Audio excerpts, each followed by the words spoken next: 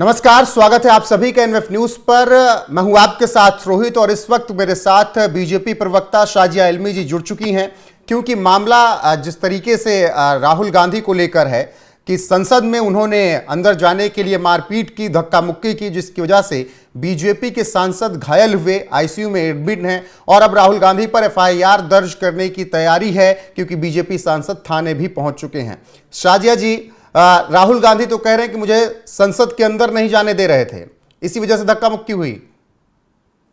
देखिए, जो कुछ भी हुआ है बहुत ही दुर्भाग्यपूर्ण है और कोई यकीन नहीं करेगा कि इस तरह से हमारे देश के संसद के बाहर इस तरह की धक्का मुक्की, बदतमीजी, बदतहजीबी और इस तरह के प्रदर्शन देखे जा रहे हैं। सच तो ये है कि अगर आप बाकायदा देखेंगे उन वीडियोस को भी और सारंगी जी के साथ जो कुछ हुआ, वो खुद अपने अपने अल्फाज में, अपने शब्दों में बता रहे हैं कि उनको धक्का दिया गया। उन्होंने राहुल गांधी का नाम लिया है, यानी कि एक तरह से इतना ज़्यादा तल्खी हो गई है विपक्ष के अंदर और जो खलबली मची है कि वो किसी भी हद तक पार होने के लिए तैयार है, कि कोई भी हद पार करने के ये लिए तैयार बौखलाहट है। क्यों है कांग्रेस राहुल गांधी में, नेता प्रतिपक्ष में? देखिए, आप जरा देखिए लोकसभा चुनाव में क्या हुआ। लोकसभा चुनाव में एक बहुत पुरजोर तरीके से एक झूठा नैरेटिव गढ़ा गया। उस नैरेटिव के तहत ये कहा गया कि देखिए संविधान को बदला जाएगा और जो आरक्षण दिया जा रहा है हमारे दलित भाई बहनों को, एसटी और एससी भाई बहनों को, उस समुदाय से वो आरक्षण हटा दिया जाएगा। और एक सबने देखा किस तरह से एक फेक ऑडियो अमित शाह जी का भी आया। शक्ल उनकी थी लेकिन उनकी आवाज में एक झूठ बाकायदा पिरोकर हर जगह दिखाया गया और उसी झूठ को बेचा गया, बांटा गया। उसके चलते भाजपा तो आई सरकार में फिर से, लेकिन जाहिर सी बात है इसका कुछ ना कुछ असर हुआ। लेकिन लोगों को असलियत जल्दी से समझ में आ गई। सबने देखा वो खटाखट के बाद क्या हुआ। इनकी पोल खुली। हरियाणा में हम लोग जीते, महाराष्ट्र में हम लोग जीते और जीते भी तो कैसे जीते। तो अब मुझे लग रहा है कि विपक्ष की बुरी हालत है। जो हौसले बुलंद हुए थे लोकसभा के बाद और उस दौरान, वो हौसले अब काफी ढीले। हरियाणा और महाराष्ट्र की आपकी जीत ने वो हौसले तोड़ दिए। लेकिन यहां पर पूरी सवाल ये है कि कल जिस तरीके से शाजिया जी, कल जिस तरीके से मामला आया, गृह मंत्री अमित शाह की एक क्लिप वायरल हुई जिसमें अंबेडकर को लेकर उन्होंने कुछ ऐसा कहा कि जो विपक्ष को बुरा लग गया और उसके बाद प्रदर्शन शुरू हो गया। क्या अंबेडकर से ध्यान भटकाने के लिए आप लोगों की तरफ से कुछ ऐसा प्लान तो नहीं किया गया आज? ये नहीं, बिल्कुल नहीं, बल्कि क्योंकि वो इतनी बुरी तरह से फंस गए हैं और ऊंट वाकई में पहाड़ के नीचे आ गया है और उनके लिए उनकी तरफ से बहुत गलती हुई। संविधान पर चाह रहे थे ना चर्चा भी ऐसी हुई। चर्चा ने पूरे परखच्चे उड़ा दिए इनके झूठ के।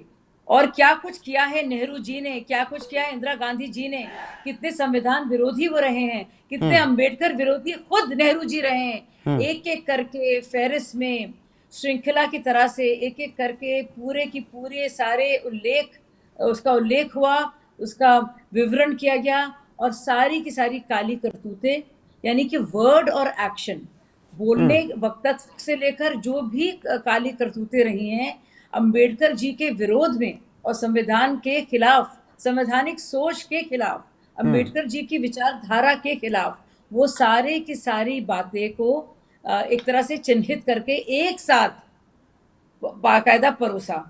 लेकिन इंडिया ब्लॉक वाले आज मार्च निकालने की तैयारी में है शाजिया जी। अब जो अभी तुरंत की खबर मेरे पास आ रही है उसमें कहा जा रहा है इंडिया ब्लॉक के सांसदों की तरफ से कि हम शाह साहब का इस्तीफा मांग रहे थे, इसीलिए आज ये पूरी कहानी मनगढ़ंत हो गई। इतना भी नहीं लग गया कि आईसीयू में भर्ती हो गए सांसद? नहीं, मतलब देखिए, झूठ की भी एक हद होती है और कौन यकीन करेगा।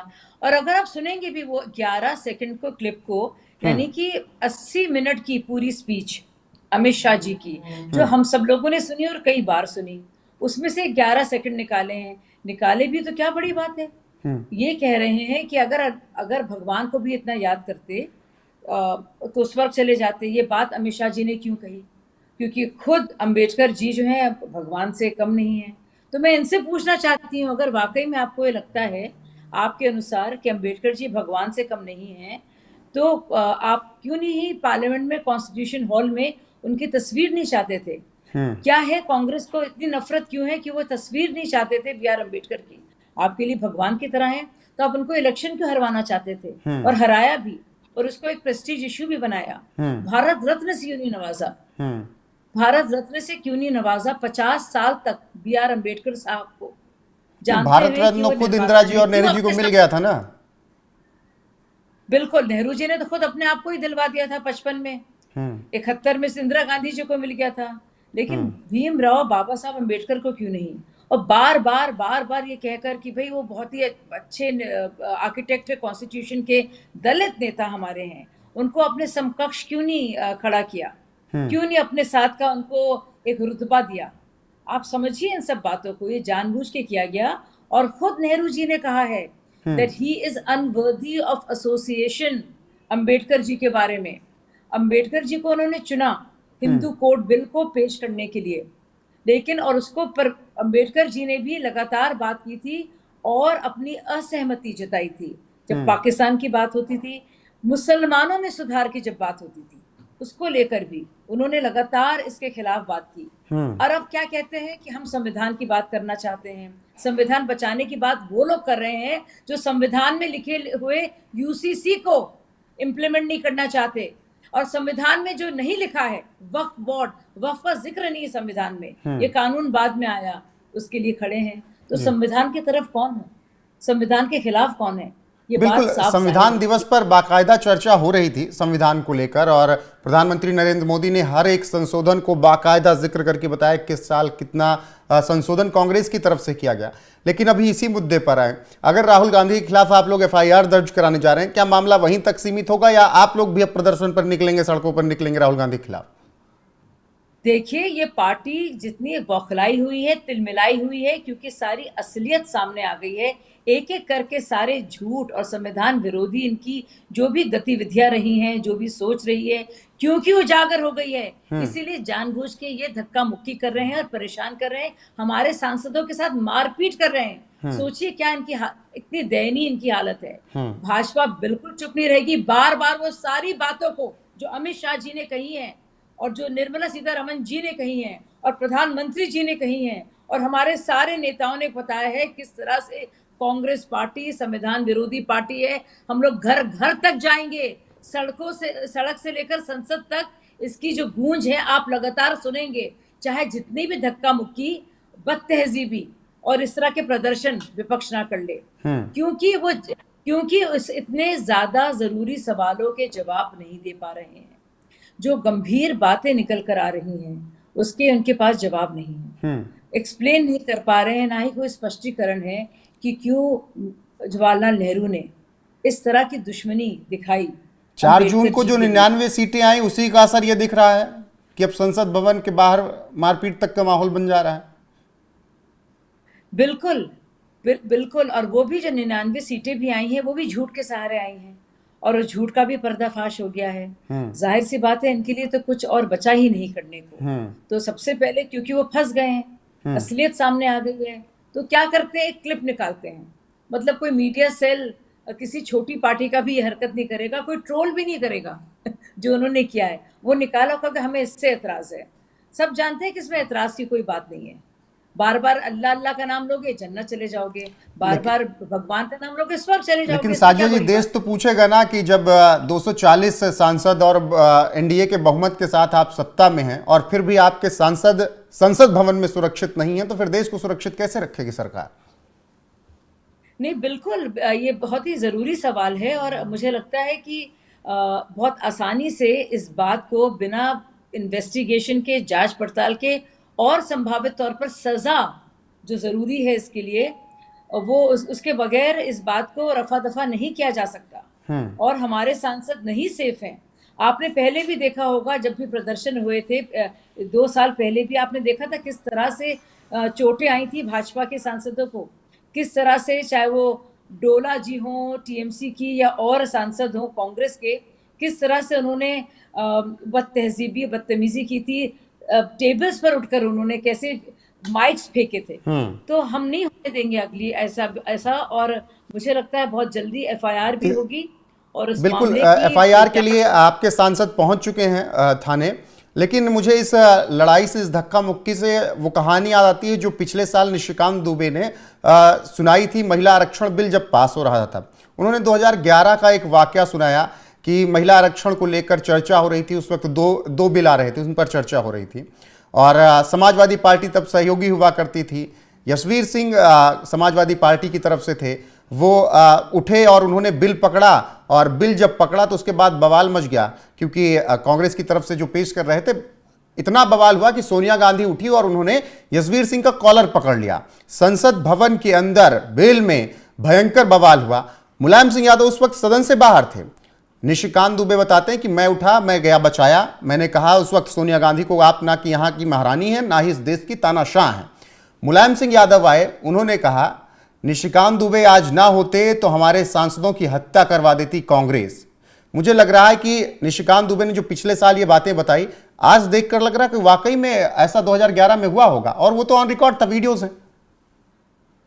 बिल्कुल, बहुत अच्छा हुआ रोहित जी, आपने इसकी याद मुझे दिलाई, क्योंकि मैंने इसको सुना था और मुझे बस अभी याद नहीं आ रही थी वो बात, लेकिन ये बिल्कुल सच है और ऐसा ही हुआ। और इसी तरह का रवैया रहा है सोनिया जी का। वो वाकई में अपने को देश की मलिका मानती हैं और उनको लगता है कि सब उनके सामने बिल्कुल ही हीन है और वो बहुत सुपीरियर हैं, और इसी तरह से वो उनका व्यवहार रहता है। अब कांग्रेस के लोग तो मानते हैं, उनको तो सूट करता है, वो इसी तरह का उनके दिमाग में कि वो मालकिन हैं और वो एक तरह से या तो उनके किराएदार हैं या उनके जूनियर्स हैं, इस तरह से सोचते हैं। लेकिन किसी और पार्टी के सांसद या विधायक के साथ ऐसा करना, आप जरा सोचिए। और अच्छा, मुलायम अब सिंह या बाकायदा बिल्कुल इन बिल्कुल शब्दों का इस्तेमाल किया है और शुक्रिया अदा किया था। उन्होंने बाकायदा शुक्रिया अदा किया था कि निशिकांत जी को का, और कहा था अगर आप नहीं होते तो पता नहीं क्या होता। बिल्कुल। तो इस अब तरह का कुछ एक रवैया है, एक बहुत ही इसमें मुझे लगता है ना तो एक कोई इज्जत है किसी और के लिए, ना ही किसी और के लिए कोई आदर है, सिर्फ और सिर्फ एक एंटाइटलमेंट कि मैं हूं महारानी, मैं हूं मलिका, ये है मेरा शहजादा, ये है मेरी मतलब शहजादी, वक्त और बदला है, ऐसे ही देश वक्त में बदला है, मेरी कांग्रेस जाति का चाल और रियासत चरित्र नहीं बदला है। कतई नहीं। और आप देख रहे हैं, जब बल्कि मुझे हैरत होती है क्योंकि इतनी गहन चर्चा में इतनी कई बातें निकल कर आई। आप जरा सोचिए कैसी ये पार्टी और कैसे लोग हैं। मतलब जब निर्मला सीतारमन जी बता रही थी रोहित जी, आप सोचिए, मजरू सुल्तानपुरी को, बलराज साहनी को, उनको बाकायदा जेल में डाल दिया गया था। वो अमित शाह जी बता रहे थे कि जो बिनाका गीतमाला होती थी, हम लोग ने नहीं सुनी होगी, लेकिन हमारे जो बड़े भाई बहन उनको सुनते थे। आप तो फिर हमसे बहुत छोटे हैं। आप सोचिए जरा कि वो इसलिए बंद कर दी गई थी क्योंकि किशोर कुमार पसंद नहीं थे। बिल्कुल, किशोर मतलब दा एक के गाने महारानी की तरह। आकाशवाणी पे बैन कर दिए गए थे। वही तो आप सोचिए कि चाहे वो आंधी फिल्म हो, जो मुझे उसका याद अभी भी आया, आप सोचिए ये है तानाशाही। और अच्छा, ये वो आंधी किस पुल मुंह जिसकी से संजय किसी गांधी ने रील मंगाकर यहाँ पर निकाल के फेंक दी थी, दिल्ली में रील मंगा के मुंबई से। बिल्कुल बिल्कुल।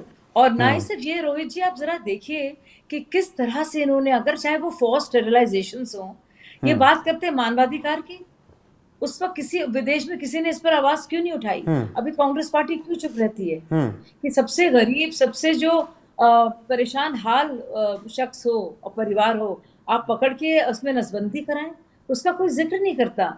लेकिन सबसे बड़ा जो एक हनन है मानवाधिकार का, और जिस तरह से जो एक अच्छा शाजिया जी, फैसिस्ट इसी बीच अब हालांकि सुब्रमण्यम स्वामी जो कि आजकल प्रधानमंत्री के विरोध में बहुत बातें करते हैं, उन्होंने कहा है कि तत्काल प्रभाव से राहुल गांधी की सदस्यता रद्द कर दी जानी चाहिए अब तो।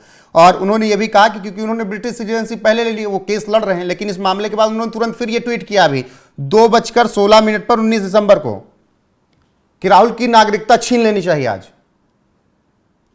देखिए, मुझे लगता है उचित कार्रवाई जरूर होनी चाहिए, और जो राहुल जी ने आज किया है पूरी तरह से निंदनीय है, दुर्भाग्यपूर्ण है कि क्या हो गया है इस शख्स को।